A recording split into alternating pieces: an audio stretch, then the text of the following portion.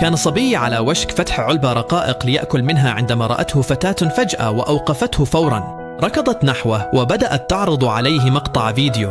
يظهر الفيديو أنه إذا كان هناك نجمة على ظهر علبة الرقائق وفتحتها ستخرج علبة رقائق صغيرة من الداخل. نظر الصبي بعد ذلك إلى ظهر علبة الرقائق الخاصة به لكنه لم يجد نجمة. عندها خطرت له فكرة، وضع علبته على الطاولة وبدأ يبحث عن علبة رقائق عليها نجمة.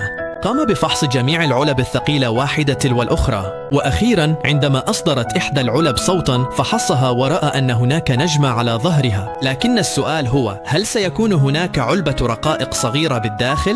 قبل أن يفتحها يقول الفيديو: أنتم دائما تضعون إعجابا وتشتركون لمشاهير، لكن اليوم لنرى من سيضع إعجابا ويشترك لأمه. إذا لم تستطع فعل هذا لأمك فهذا الفيديو ليس لك. وأخيرا عندما يفتح العلبة فعليا تظهر علبة رقائق صغيرة